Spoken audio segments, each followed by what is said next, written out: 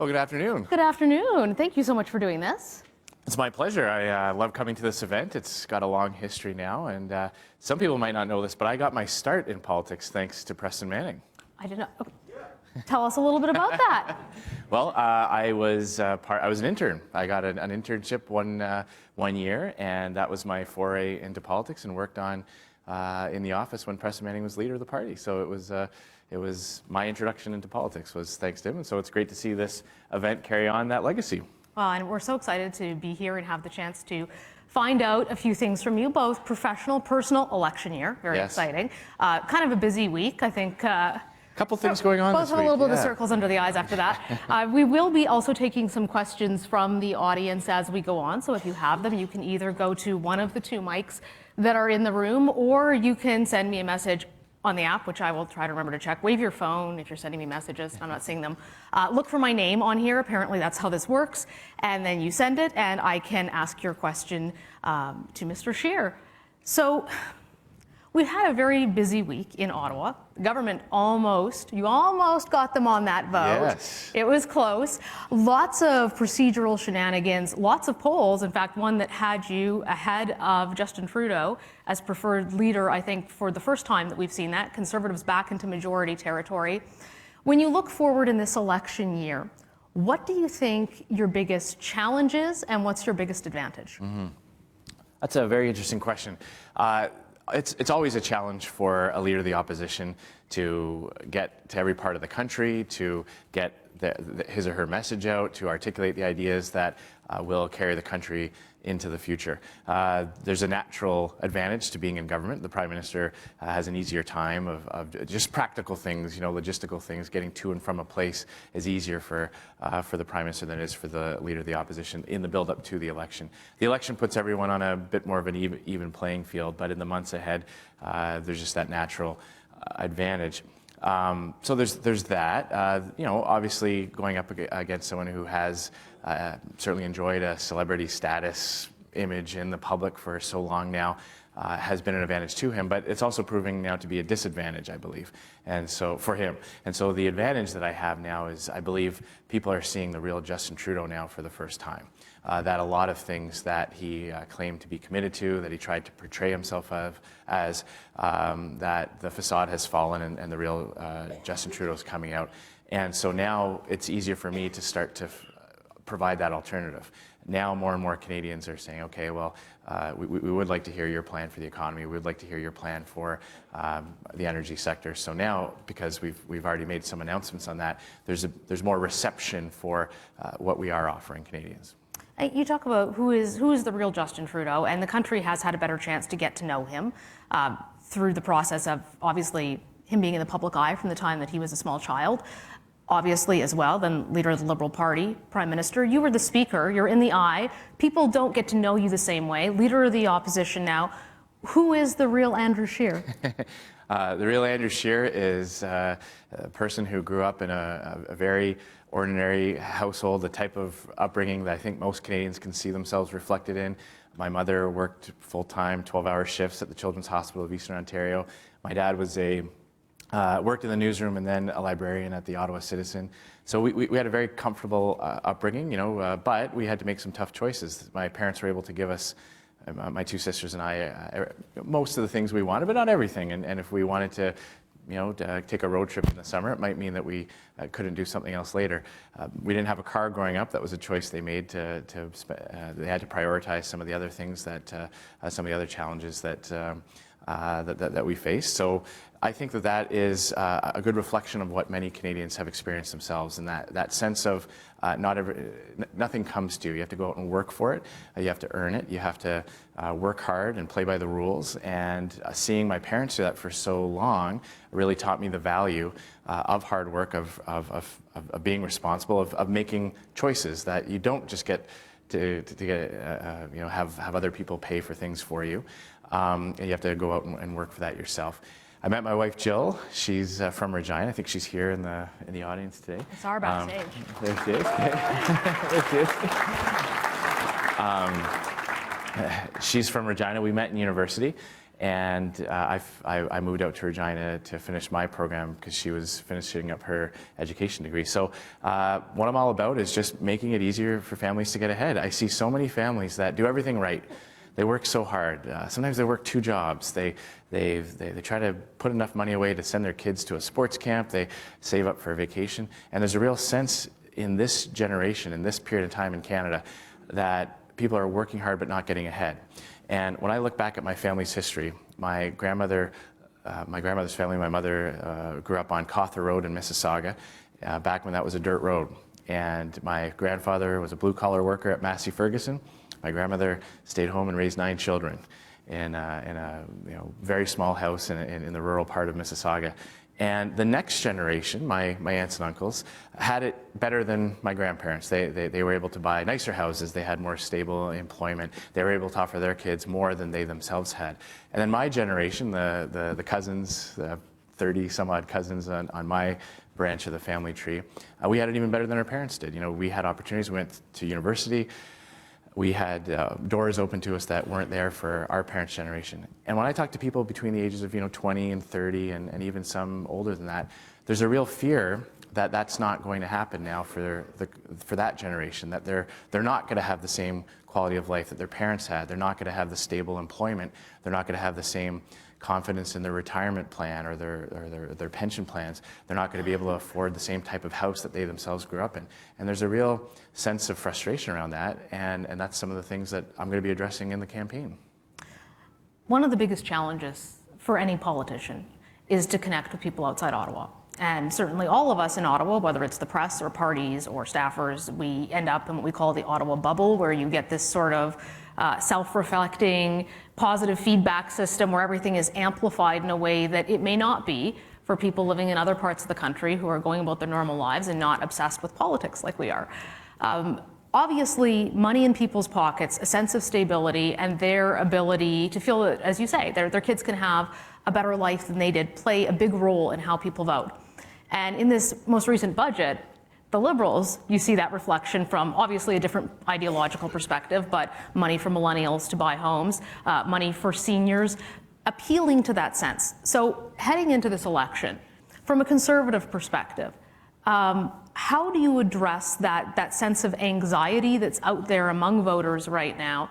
And what do you plan to offer? Not asking for your platform, obviously, but how do you compete against a government which is addressing those same priorities and those same concerns, but in a very different way by offering money that people can put in their pockets? Mm-hmm. Well, first I should point out that there's no credibility to what Justin Trudeau put in his budget this week. This was a multi-billion-dollar attempt to change the channel from an ongoing corruption scandal that he is embroiled in. He has had years to deal with these types of things, and now his last budget before the election, he's ramping up massive amounts of new spending, which leads to massive new deficits, all resulting in higher taxes if he's reelected. So I don't put any faith in anything he's put in that budget. And when you look at how it's structured, a lot of it is back-ended anyway. So it's not, a lot of the program spending is coming into effect years down the road. Won't actually, even if it was successful in doing what he wants it to do, wouldn't take place for years down the road. The difference, though, between a Liberal approach and a Conservative approach and a Justin Trudeau approach versus my approach is a fundamental realization of where prosperity comes from. And Liberals think that it comes from government, and I believe that free people making free decisions, buying and selling freely, making their own decisions, always produces better outcomes than when government tries to intervene in the economy.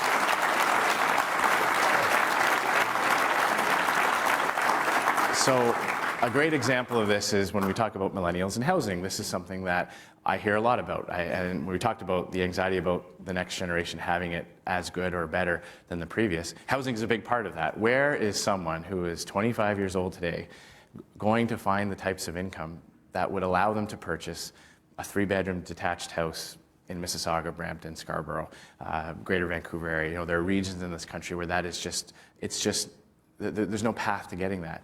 And so for the Liberals to come and only look at the demand side, they've put some program in there, but they've done nothing to increase supply.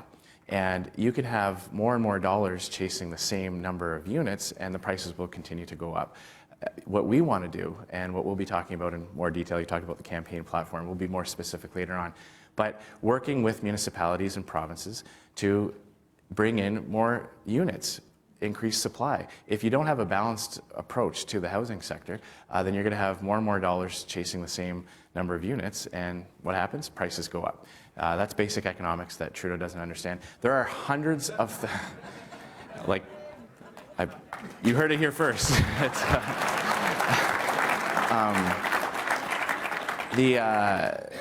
When you look at some of the figures about the amount of money that's built into a new unit coming on the market, that is all caused by regulations, by municipal timelines and provincial timelines. In some areas, it can take 5 to 7 years to get a new development approved and units on the market. So we've been working with experts in the industry of how the federal government can play a leadership role into addressing that side of it. That would have a better outcome than borrowing money, raising taxes, and spending that money. So having more market-oriented solutions is always the preferred way to get a better outcome. And according to Global News, also organized crime and money laundering in some markets, driving up real estate prices, which brings me to our next topic. And I'm going to look at my phone here because it's blowing up with people messaging. I'm not checking Twitter, I promise, as we do this. But when you look abroad, it's a very complex environment right now. You have Donald Trump in the United States, unpredictable. You have China, not a great relationship with Canada right now. Saudi Arabia, you still have concerns about ISIS. You have increasing concerns about neo-Nazis and white supremacists, violent attacks like we saw in New Zealand.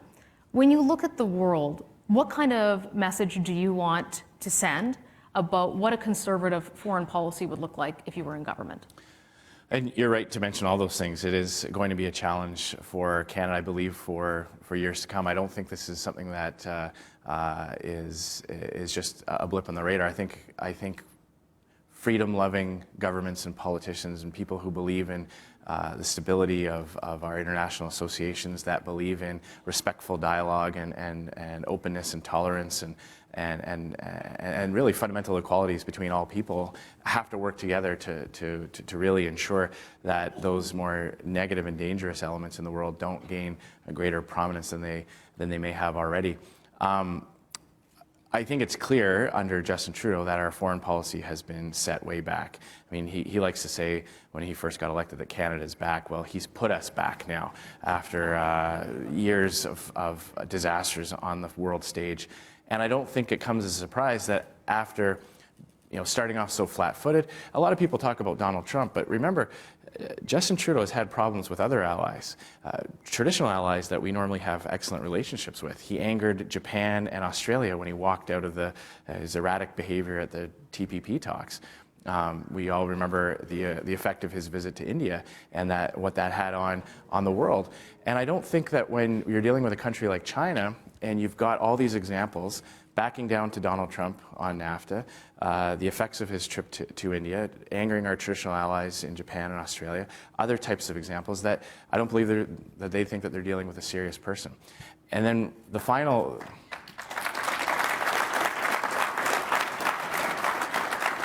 And this point is very, very important. The effect of this SNC-Lavalin corruption affair on our foreign policy as it relates to China is very, very profound. We have a very tense situation with the CEO of Huawei being, with the extradition process, and our response as a government, a Canadian government, has been: we don't interfere in the rule of law. We don't interfere in criminal court cases. We respect the independence of our judiciary. That was the message to China. Then, a couple weeks later, there's Justin Trudeau interfering in a criminal court case, putting pressure on the Attorney General to get a better outcome for his well-connected friends. That, I believe, is a big part of why this situation with China has further deteriorated. So a conservative approach to foreign policy is speaking loudly and proudly for fundamental human rights, for democratic principles, against those who would sow division and fear in the world and use their power to make aggressive moves against their neighbors, and not being afraid if we anger a few people at the UN or other groups if we are standing up for fundamental principles. How Okay, so let's get to some harder questions on that. China, difficult to deal with. How would you go about handling the current situation, both in terms of Huawei and also canola, now that China is no longer accepting exports? How do you deal with the Chinese when they are so much more powerful as an economic force, and Canada to them is take it or leave it? That's going to be a difficult. It's going to be a difficult file, absolutely, and that is one of the things that is very apparent to me on many different fronts, that the files that will require a tremendous amount of wisdom and hard work and finding some innovative solutions for the problems that I will inherit is something that that is impressed upon me every day. The issue with China, I think, first of all, has to start off with we need a prime minister that does not admire the basic dictatorship of China and understands that while China is an important trading partner, and we absolutely, people who have come from China have helped build Canada and part of our vibrant society, we have to also recognize that the government in China has a much different worldview than we do. There is not the same dedication to anywhere near the democratic institutions or principles that we have, and that they play by a different set of rules. This is one of the reasons why I was opposed to Justin Trudeau attempting to start free trade talks with China, because you develop free trade relationships with countries that you have trust and large areas of commonality. So we have confidence in European courts. If a Canadian company needs to go to court to get free treatment in a European country, we have confidence that we'll be treated the same, because we've been allies and partners and we've worked together in so many other relationships. Despite the recent challenges with the Trump administration, generally speaking, we have the same confidence with the United States as well, that contract law will be upheld on both sides of the border. And when you've established that trust, that's when you go and you then enhance your trading relationships and you get those free trade deals. When you're dealing with a country like China, with state-owned enterprises, without the same commitment to the rule of law, with all kinds of things like non-tariff barriers, I don't believe we're ready for that then. But we do need to be strong, and I think part of that has to do with behavior and comportment, and that's on the Prime Minister as a leader.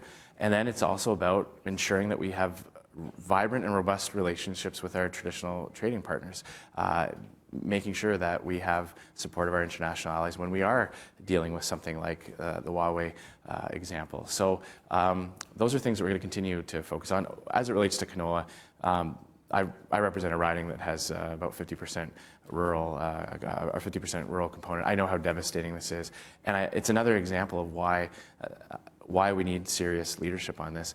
While this current Liberal government has been seized with a scandal of their own making, we have seen our relationship further deteriorate with China. We've seen other issues affecting us. It's really too bad, because people now, again, farmers in this situation, are paying for the mistakes that Justin Trudeau has made, because these things are linked.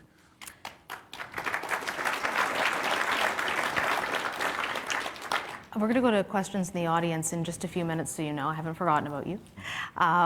But back here at home, you took some pretty serious criticism for the statement you put out after the mosque attacks in New Zealand, for not using the word Muslims, for not, in your critics' eyes, condemning certain ideologies strongly enough. And you see groups like the Yellow Vests, you see some of the extremists who are in those groups, and it's tough to tell who's who because it's very fluid. How do you deal with the issues around that at home? How do you deal with the criticisms that you're not being tough enough on this, that you're not condemning it clearly enough? And how do you deal with the risk of that kind of a rising, not populism, but rising violence or advocating violence like we see in some of these groups? Oh, I deal with it by pointing out that the criticisms are completely baseless. When you look at statements I've made condemning hateful ideologies, those who would promote any type of superiority of one race or religion over the others, I condemn that unequivocally. And the Conservative movement has repeatedly spoken out against those that incite people to hatred or to violence, or in any way try to divide Canadians and polarize Canadians. You mentioned the statement I put out.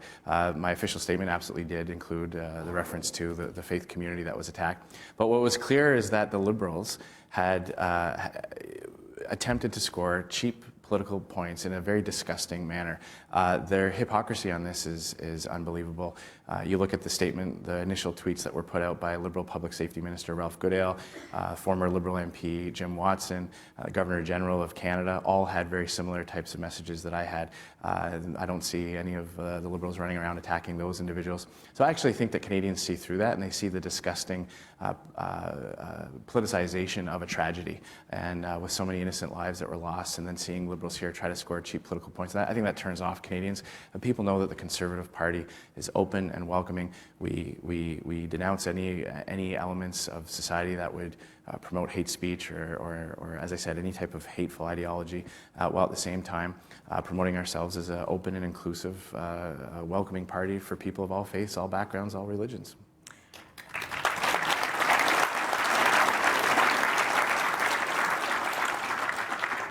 Before we start taking questions from the floor, when you look at the New Brunswick election, you see non-traditional right-wing party picking up votes. We've seen the Greens start to pick up votes. You're seeing Canadians turning away from the traditional big three in a way that we haven't before. And in particular for you, I think of the People's Party of Canada, because I doubt a lot of Conservative voters might swing Green, always possible though, but perhaps more likely to lose them to Maxime Bernier. How concerned are you about these anxieties we've talked about that people are feeling about their future and about the economy, the more openness and willingness to try a different kind of party than the traditional three, in terms of posing a potential election threat to you if they can just shave enough off to turn some of those ridings over potentially to the Liberals? Well, it's always a challenge for political parties to keep believers in their particular movement united on the common ground. That was the essence of my leadership campaign, was that my goal would be to keep all the different kinds of Conservatives united on the common ground that we can put forward to the Canadian people and be successful. And when people are anxious about the fact that tens of billions of dollars have left the energy sector and not a single kilometre of pipeline has been laid since Justin Trudeau has gotten elected, when they look at the hypocrisy of a government that punishes Western Canadian energy but allows imported oil from the United States and the Middle East into Canada, they get very upset, but they see our party being the champion for that.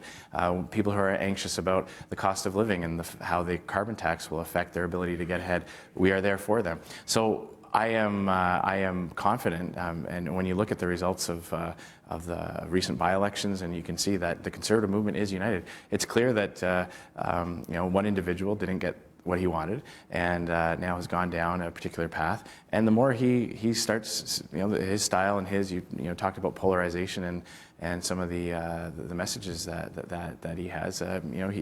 He's made his choice. I made my choice to continue to offer a positive alternative, a vision for Canada based on Conservative principles, and that is fundamental. Fundamental in that is that Conservative policies solve the problems that we're all concerned about. We're all concerned about housing. We're all concerned about poverty. We're concerned about the integration of people coming from all over the world and how Canada can continue to be a welcoming and inclusive country. It's Conservative policies and principles that do that. Nothing lifts people out of poverty better than a Conservative government that is enhancing the free market, that is lowering taxes, getting government out of the way of those who want to work hard and grow a business or create something in their community. So that vision is a unifying vision. And I truly do believe that when people contrast that against Justin Trudeau and see that with the Conservative Party of Canada being that big tent open to people of all different backgrounds working with us, that we can and we will replace him in October and give Canadians the kind of government that they deserve. Okay. This is going to be a bit of a rapid-fire question and answer session because there's a lot of questions and there's no way we're going to get through them all, unfortunately. I know we have a hard out at 3. So I will keep them tight and you keep your answers tight and we'll deal with as many as we can. I see what you're doing there. You're telling me to shorten my answers. Yeah, the politician answers. First question comes from Mohammed Hashim, who says, Andrew Scheer has never said the word Islamophobia. Why? I don't believe that's true. We had a motion in the House of Commons the other day where all parties supported that. You know, anybody who uses terms to try to paint a broad brush against an entire group of people, you know, you know, I reject anyone who would, you know, who would speak out based on Islamophobic principles, whether or not, you know, that's somebody who is trying to lump all people of the Muslim faith in together, or whether it's people who are trying to antagonize elements of society to have a more negative reaction to those who practice that faith. To me, the important thing is to speak out against those who in any way give oxygen or space to those who are trying to promote one group of people over the other. People who come to Canada, whether they're Muslim, Jewish, Christian, Hindu, atheists, want to come here to live their life. And our charter and our constitution and our conventions protect people from all walks of life to enjoy the freedoms that we have here in Canada. Is that too long? Close. Next one comes from a name many in the room will know, Aaron Woodrick, Canadian Taxpayers Federation. Justin Trudeau broke his promise to balance the budget. Will you commit to balancing it if your party forms government after the next election? So yes, we will balance the budget.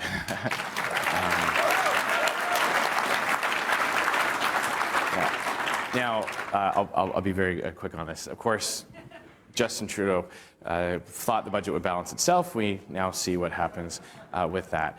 A lot of people say, well, how? Well, there's been such rapid increases in the rate of growth of government spending that we can get a lot of the way there just by restricting the growth of government spending back closer to you know, inflation and population growth. There's some big ticket items that we disagree with. The Liberals philosophically, they put billions of dollars into an infrastructure bank that protects the profits of large corporations but puts all the risks on taxpayers. We don't agree with that. They put hundreds of millions of dollars into the Asian Infrastructure Bank, which builds roads and bridges in other countries but doesn't build roads and bridges here in Canada. We believe our infrastructure money should go to improve the lives of Canadians here in Canada. So a combination of big ticket items with controlling the rate of growth, but the window really is October. This is the Kathleen Wynne playbook. Multiple years, 13 years of large deficits, making it very, very difficult to return to back to balanced budgets. We have a window this October that we can limit the damage and get back to balanced budgets over a shorter period of time. I like how fast you're talking now. This is good. Sorry. We're getting through a lot. The next question, and I think it's very interesting because there's been significant criticism of the current government over their promises to Indigenous people. They made a lot of big promises and they have made a lot of progress on some files, but there's an awful lot that remains to be done. This comes from Natasha Kornak, who asks, when Trudeau talked a lot about truth and reconciliation with Indigenous people, how do you plan to address the many issues faced by Indigenous communities, such as boil water advisories, suicide, addiction, and missing and murdered Indigenous women and girls? Mm-hmm. Well, it's really focusing on substance over style, and I think that's another key difference between Justin Trudeau and myself. You can look at the achievements that the previous Conservative government made in having tangible, measurable results when it comes to things like boil water advisories, investments in education. We can see now that and we support some aspects of what the government has proposed when it comes to doing things like protecting Indigenous languages. We think that there could be a role there for government to do that. But we also have to recognize that the best thing to do to help First Nations communities across the country is to ensure that they're able to participate in the economic growth and prosperity that this country has to offer. And so when we look at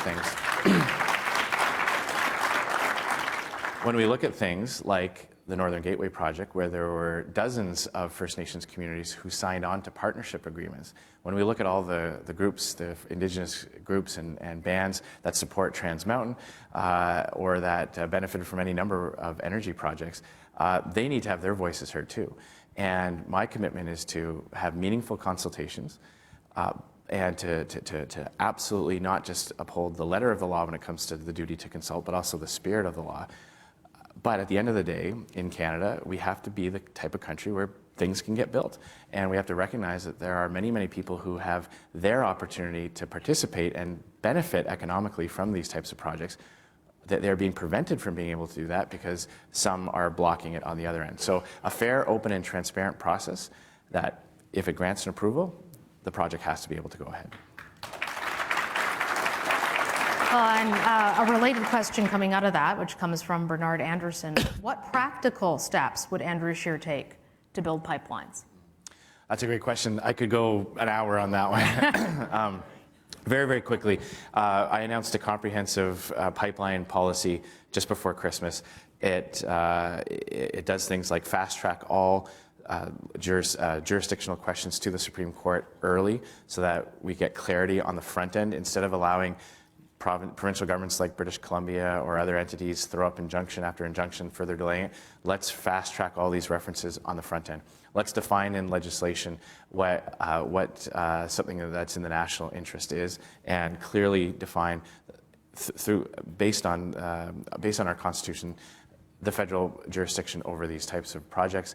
Also appointing a personal representative of the Minister of Indigenous Affairs so that that duty to consult is carried out properly. That's a Coles Notes repealing C-69, which is a pipeline killer, and removing the double standard on upstream and downstream emissions on new pipeline projects. That's what killed Energy East. The proponents of Energy East had to account for upstream and downstream greenhouse gas emissions. No other industry in Canada has to do that. And the oil that's coming over from Venezuela, from Algeria, coming in from the United States, none of those shipments have to account for upstream and downstream greenhouse gas emissions. So by removing that double standard, we can get these types of big projects built again. I see we have a gentleman, the lone gentleman. Oh, does someone else? No, he's walking away. Just one at the microphone. Please go ahead. Hi, my name is Robert Whistler. I'm from Kamloops, BC. I attend Thompson Rivers University. For starters, we would just want to invite you out and talk with our university. Trudeau did, and I'm sure you'd get a bigger crowd. I was wondering if you, when you become Prime Minister, if you'd be interested in opening the Constitution to address issues like the Senate, or adding new provinces like Turks and Caicos, or maybe making some new ones like Acadia, Northern Ontario, stuff like that, or any other issues that have been going on in Canada. Mm-hmm. Well, I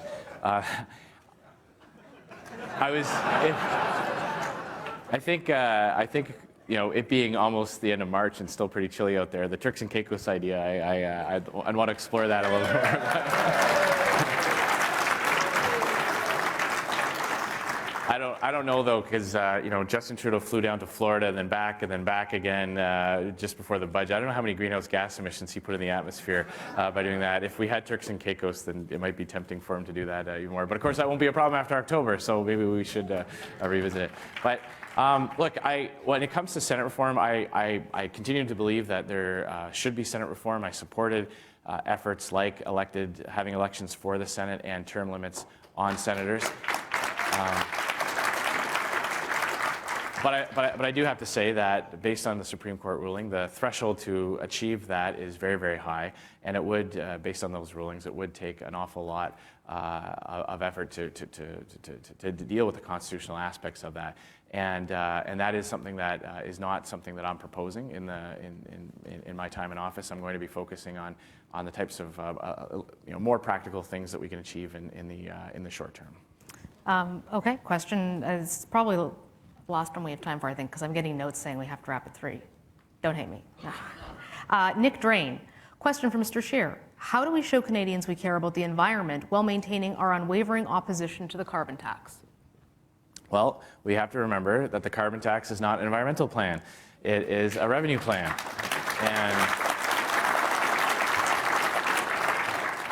And you know, when Justin Trudeau is running around talking about making pollution free again, it's his carbon tax that has made pollution free for large industrial emitters, up to a 90% exemption for those industrial emitters that emit a significant amount into our atmosphere. It's making it more expensive for commuters and families in rural and suburban locations, but is actually not going to do anything for the environment. So our plan will be practical, it'll be achievable, and it'll speak to what Canada can do so well.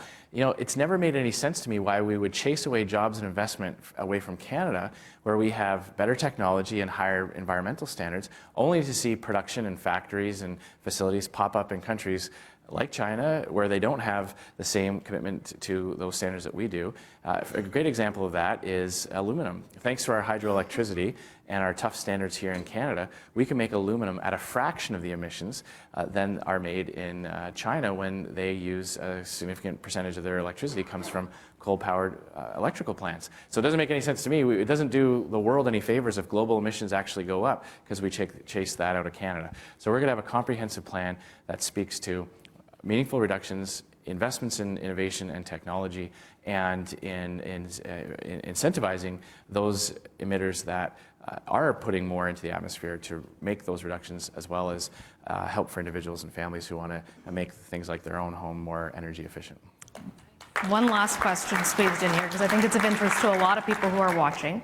It comes from Candice Jazvac. I hope I said your last name right. I apologize if I didn't. She says, seniors are the fastest growing demographic in the country. You've addressed retirement security and faith in pension plans in the coming election. How do you propose to take on those issues? This is one of those ones that we are going to be very excited to unveil in the election campaign. It is a real anxiety. There are those who had pensions, who worked their whole life expecting their pension plan to be there, and they've had the rug pulled out from underneath of them.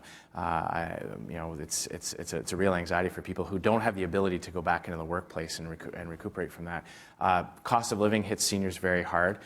We've looked at the effects on seniors from the carbon tax. That will disproportionately hurt those on fixed incomes and with fixed costs, and without the ability to deal with those higher costs. So we have a couple of exciting proposals that you'll have to stay tuned for the campaign about strengthening savings for seniors, and making sure that those programs that are in existence work better for them. So you'll have to, but the fundamental principle will be recognizing that seniors are an element in our society that, when they get to a certain point in their life, just don't have the capacity often to go back and enter the workplace. I might have shared this story with you, but my father worked at the Ottawa Citizen. We know what's happening in that industry. He's at the point now, he's in his 70s.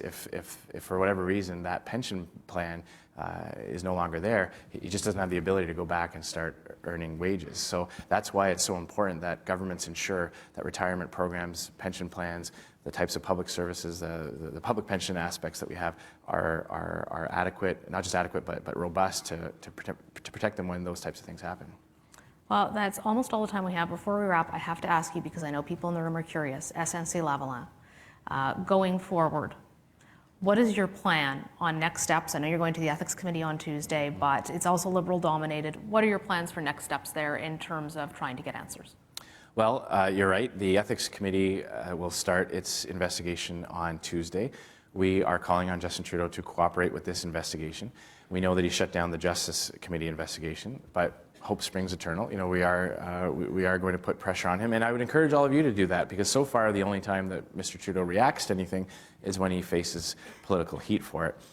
This is so incredibly important. We're talking about the integrity of our justice system, the supremacy of the rule of law.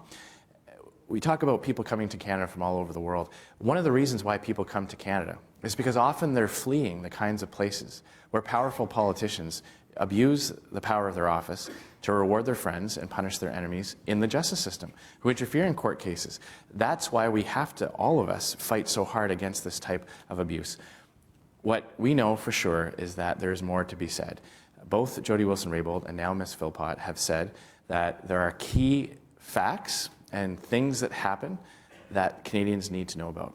Justin Trudeau needs to fully lift the cabinet privilege that is preventing them from speaking, and let them say what it is. Let Canadians decide. Right now, he's engaged in a cover-up the likes of which we've never seen. He's used $41 billion of new spending in his budget to try to distract from it, making it the most expensive cover-up in the history of cover-ups. He's used his majority to shut down the committee, and he just forced his MPs to vote for over 30 hours straight, all because he refused to allow them to complete their testimony. Would you get rid of the DPA mechanism? Yeah, if you form government, do you think that it's useful, or do you think that it just shouldn't exist at all for big corporations? So the issue is not about whether or not a DPA, whether or not a DPA is a good thing or not, is a conversation we could have had if they hadn't put that in the omnibus budget bill last year.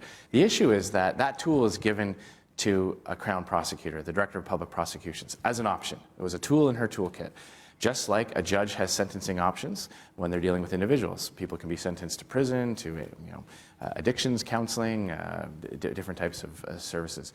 The key here is that politicians don't try to influence what tool is used, that we don't put pressure on judges, on prosecutors to say, hey, I know this guy, go for one of these deals or that deal. That is left in the hands of our courts and our law officers. And that is the fundamental problem with this scandal. Okay. Well, that is all the time that we have. Thank you very much, Mr. Scheer, for taking the time to talk to us today. And I have a little administrative note for everyone before you head out here, which I'm opening so I can read it to you accurately. I believe it's that you're to come back here at 3:30. I'm not used to this app. This is the first time I've used it. Forgive me. Okay, here we go. If you could all have a quick networking break and go meet each other and have lovely chats, but return for 3:30 p.m. sharp, because that's when your next panel will be here. Thank you very much. Thank you very much.